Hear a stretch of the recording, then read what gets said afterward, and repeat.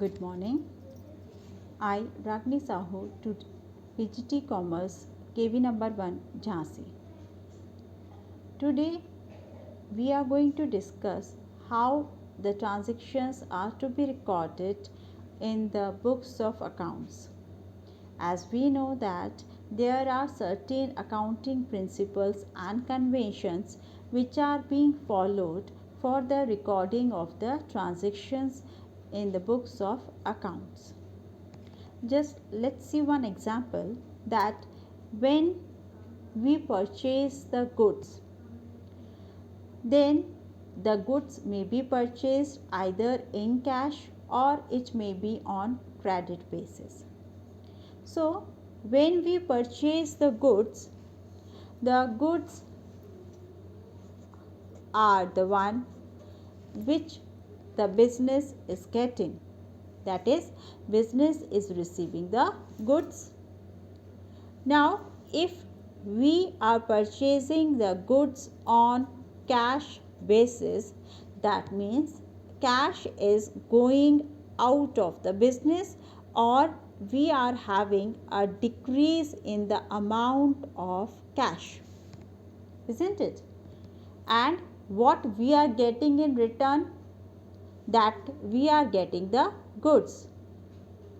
If we are purchasing the goods on credit, that means we are not paying the cash here for the purchase of goods, then it will be paid later on, and the person to whom we owe the money will be known as the creditor. That means our liability has increased.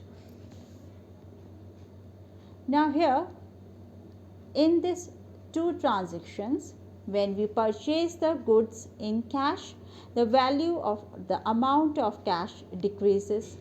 When we purchase the goods on credit, the liability increases, that is the creditor. So that shows that every transaction has the two side effect.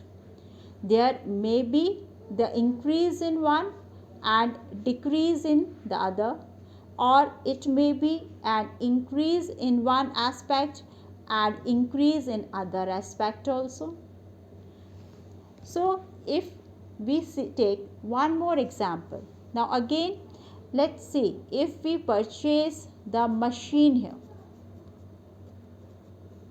Now if we purchase the machine in cash, we are having this machine for the payment in cash, then the amount of cash will decrease and we will have an increase in the value of machine. So we are having one thing, that is the machine, and decrease in the other thing, that is the cash. So for a transaction which is taking place in the business, it is having the two effects, isn't it? It is making the two side effect. Now we have discussed this thing also in our previous classes, that is in the accounting equation also. In the accounting equation, assets is equal to the equities, that is liabilities plus capital. Remember this? Our accounting equation, that is assets is equal to liabilities plus capital. Assets are the valuable resources which a business has, and the liabilities, which means the obligations or the borrowed funds. Capital is the owner's fund. So when we have to present this, it can be presented in the form of the accounting equation also, that the total of assets is equal to the total of liabilities and the capital. This accounting equation can be proved by different examples also, that whatever the assets we have will be equal to the liability plus equity. For example, if we take again the one that we purchased the building. So when we purchase the building, it is asset. Now building is being purchased on for credit. So that building being purchased for credit, we have the increase in our liability, that is the creditor. So building purchased on credit from a creditor, that is a liability. If the building cost is rupees 1 lakh, the value of asset, it will be equal to the value of liability, that is rupees 1 lakh. So it is balanced. Similarly, in the accounting equation, we have seen this, that assets is equal to equities, or the asset is equal to liability plus capital. That's why it is also known as the balance sheet equation. In the balance sheet, we do have the two columns.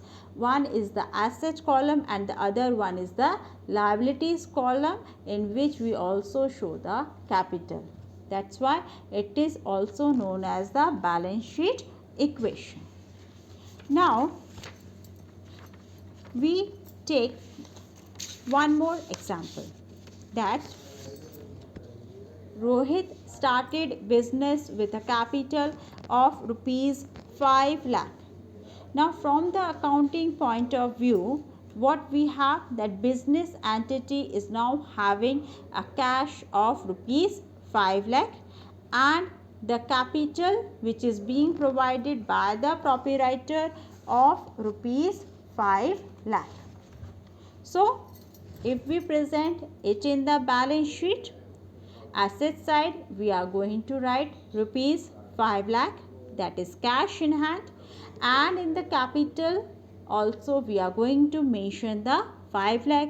So in the above balance sheet, the total assets are equal to the total of the liabilities, as we had seen in that previous example also.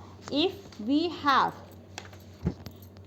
that purchase the building from the money which we had brought from the creditor, so asset here we can write rupees 1 lakh in the assets column.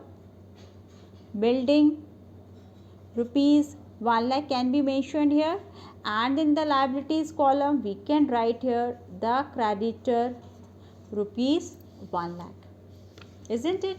So again our balance sheet will be, total will be equal to the assets and to the liabilities. Now if we analyze one more transaction, that we opened a bank account in the SBI, that is the State Bank of India, with an amount of rupees 4,80,000. Now here this transaction will increase in the amount of cash, because what will happen, we are keeping our amount of cash with the bank, and the cash in hand will decrease by rupees 4,80,000, and our bank balance will increase by rupees 4,80,000. Now cash and bank, they both are the assets, isn't it? They both are the assets. So this is a transaction which is having the effect on the one side, that is the assets, and the value will remain the same, because from one hand the cash is going to the other hand, that is the bank, and the total of the asset will not change in this case, it will remain intact. Then bought furniture for 60,000 and the check was issued on the same day. Again the same thing, what happened? The furniture is being purchased for cash. So the furniture and cash, again both are assets. The cost is rupees 60,000. This is being paid in check. So what we will have? Bank. We will not have the cashier, we will have the bank if the payment is being made in check. So now here the bank balance will decrease by rupees 60,000, and in the assets other side what will happen? The furniture we will have for rupees 60,000. So one side the value of asset increased by rupees 60,000, and on the other hand the value of asset decreased by rupees 60,000. So what happened again? The transactions having the two side effect. Either it may affect the asset only, or it may affect the assets and the liabilities. So we are able to conclude and comprehend that every transaction involves give and take aspect. What we have? Give and take aspect.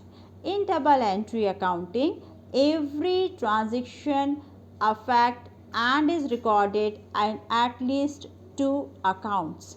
So which method of accounting we do follow? That is the double entry accounting, which is being based on the dual aspect principle, that every transaction has the two side effect, and when the two side effect is there, it is going to affect at least two accounts. One will be having the receiving aspect and the other one will be having the giving aspect. Now when we talk regarding the debit and the credit, what is basically the debit and the credit? We are saying, we are able to understand from the examples that every transaction is going to have the two effects. Either it may be decrease in both or it may be increase in both, isn't it? If we pay cash to the creditor, just for take one more example, if we pay cash to the creditor, what is being paid? Cash, that is to the creditor. Now what will happen? Creditor or liability, it will decrease, and cash which is being paid to this creditor, so the amount of cash will also decrease, that is an asset will also decrease. So the transaction is again having the two side effect, and in this time it is having a decrease in both the side, that is all the asset side also and the liability side also. And now when we talk regarding this dual aspect, that is the double entry system of recording the transactions, we need to identify the rules of debit and credit to be followed for the each and every transactions.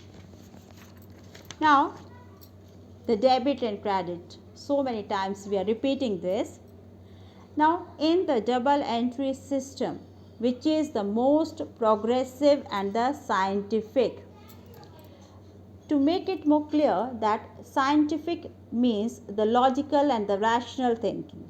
When we record the transaction in the books of accounts, we have to look that the accounts which are being affected by every transactions are to be mentioned in the books of accounts so as to maintain the accuracy of the books and to have the true and fair picture of the accounts and complete system of recording the financial transactions of a business. According to this system, there are the two accounts involved in every transactions. Just now as we had seen that how the transactions are affecting the assets, liabilities and the capital. Then the meaning of the debit and the credit. All our accounts are divided into the two sides. The left side of an account is traditionally called the debit side and the right side of the account is called the credit side. Normally, account is prepared in the T shape. So, in the T shape, we have the two sides, that is the debit side and the credit side. The right hand referring to the right side, that is the credit side. Left hand referring to the left side, that is the debit side. So, debit side and the credit side, when we prepare a T-shaped account, debit is written as the DR and credit is written as the CR. Now, the rules for the debit and the credit. There are the two approaches for deciding which account is to be debited and which accounts to be credited according to the modern approach and according to the traditional approach. Now, the rules for the debit and the credit. According to the modern approach, business transactions are being divided into the 5 categories. They are assets, liabilities, capital, income and the expenses. Whatever the transactions which take place in the business organizations, they are being basically classified into these 5 categories. First, which we have, that is the commencement of the business with cash. Cash, asset, starting of the business, capital. Then purchase of goods, that is expense we have, and if it is on credit basis, they purchase the goods in credit, so increase in liability. And if we purchase the goods for cash, decrease in the value of assets. Goods sold for cash. If the goods are also being sold, cash will be there in the business, asset to be increased and income will be generated. Isn't it? So, by these transactions we can understand that there are basically the 5 groups in which we can classify all the transactions, that is assets, liabilities, capital, revenue and the expenses. Now, let's see the rules for the debit and the credit.